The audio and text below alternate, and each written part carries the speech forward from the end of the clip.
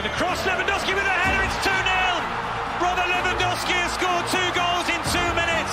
Yamal, and Lamine Yamal into the roof of the... Hansi Flick qo'l ostida Barselona jamoasi yangicha bosqichga o'tmoqda va so'nggi yillarda ko'rsatgan yuqori darajadagi o'yin va ustunlik darajasiga yana qaytayotganga o'xshaydi. Ular yillar davomida ko'plab iqtidorli yoshlarni yetishtirib chiqarishgan, biroq bir vaqtning o'zida sport olamidagi eng yirik yulduzlar uchun haddan tashqari ko'p pul ham to'lashgan. Flick boshchiligida esa bu ikki yo'nalish orasida sog'lom muvozanat mavjud. Lamine Yamal va Gavi kabi futbolchilar klub akademiyasidan yetishib chiqqan bo'lsa, Robert Lewandowski kabi tajribali yulduz futbolchilarni ham Camp Nouga olib kelishdi. La Liga chempionligini qayta qo'lga kiritish yo'lida kurashayotgan bir paytda jamoaning asosiy tarkibidagi har bir futbolchi haftasiga qancha maosh olayotgani bilan tanishing.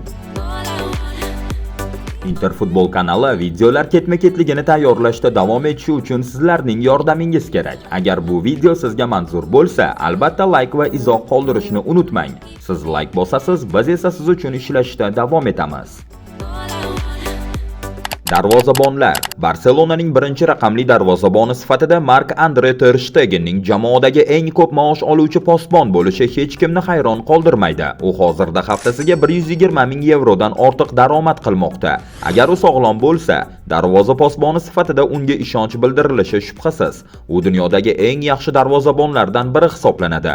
Agar u maydonga tusha olmasa, hozirgidek holatlarda jamoada o'rnini bosa oladigan bir nechta ishonchli variantlar bor. Iñaki Peña va Wojciech Szczesny. Peña klubdagi ikkinchi eng ko'p maosh oluvchi darvozabon bo'lib, haftasiga 60 ming yevrodan ko'proq oladi. Szczesnyning haftalik maoshi esa undan unchalik orqada emas. 57.692 yevro. Arsenalning sobiq darvozaboni yaqinda nafaqadan qaytib, Barselona bilan shartnoma imzoladi va buning evaziga yaxshi daromad olmoqda. Jamoaning so'nggi darvozaboni esa 20 yoshli ispan Ander Astralaga bo'lib, u hozircha tarkibdagi navbatda juda past o'rinda turadi va bu uning haftasiga 3846 yevro maosh olayotganidan ham ko'rinib turibdi.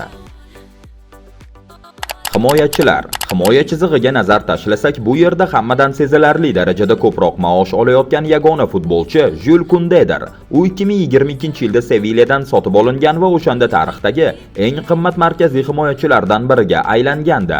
Kounde joriy mavsumda Barselona safida doimiy asosda maydonga tushmoqda va buning evaziga haftasiga 250 ming yevrodan ortiq maosh oladi.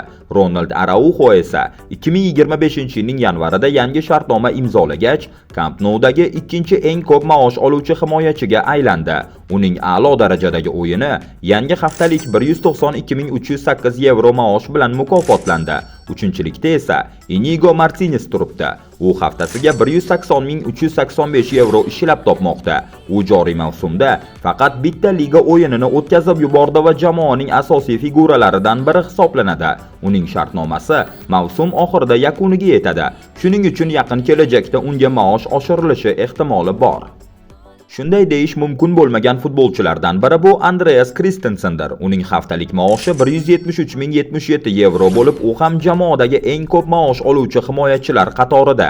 Biroq sobiq Chelsea futbolchisi bu mavsumni to'liq Achilles jarohati sabab o'tkazib yubordi. Erik Garcia ham haftasiga 100 ming yevrodan ortiq daromad qilmoqda. Pau Cubarsí va Clement Lenglet yaqinda Barselona bilan yangi shartnomalar imzoladilar. Cubarsiga haftasiga 76.923 yevro, Lengletga esa 38.462 yevro maosh belgilangan.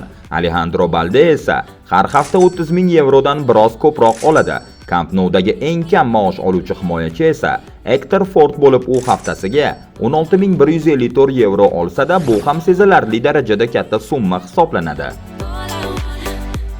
Yarim himoyachilar. Barselona muxlislari so'nggi paytlarda Frenkie de Jongning sust o'yinlaridan charchagan va uni jamoadan ketishini istashmoqda. Uning har hafta 365.385 yevro maosh olayotganini inobatga olsak, muxlislarning noroziligi tushunarli. U ikkinchi o'rinda turgan Pedridan 100 ming yevro ko'proq maosh oladi.